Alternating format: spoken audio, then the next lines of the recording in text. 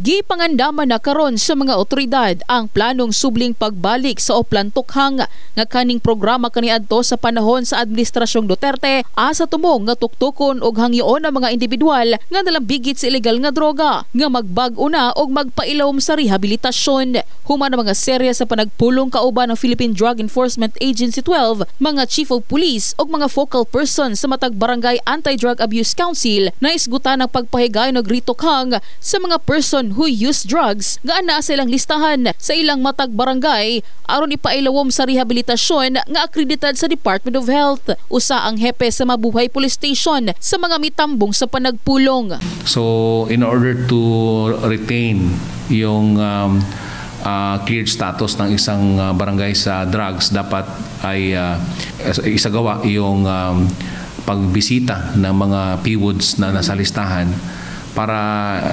i-advise, encourage na magpatuloy sa rehabilitation program na para matulungan sila na matanggal sila sa listahan at mamonitor kung if they are still using illegal drugs.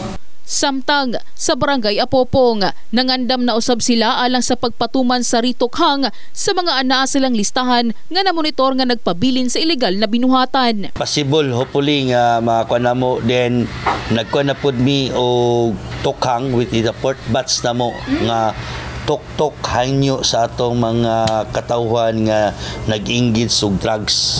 Aron na to hatog yung i-encourage silang katong may mga names nga nakuha na po, na-implicate na lang names in line sa drugs, amo na po silang gi-tok-tok hanyo o tukhang mapa-undergo sila sa atong programa sa atong gobyerno ginatawag nga CBRP, Community Based Rehabilitation Program sa atong barangay. Kahinumdumang gipailawom sa seminar ug orientation sa Philippine Drug Enforcement Agency 12 ang mga sakop sa 26 ka mga barangay sa Jansan tumong sa moong programa nga pakusgan pa ang ilang nagkadaiyang kampanya sa pagbatok sa ilegal nga droga sa syudad.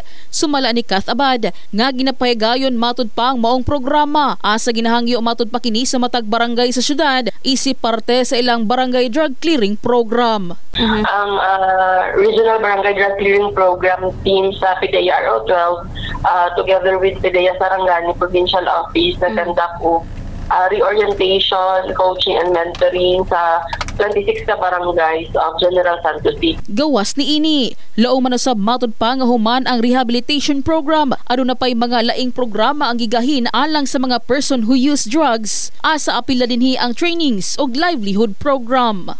In the heart of changing lives, kini si MJ Fernandez sa Brigada News Jansan. Brigada News.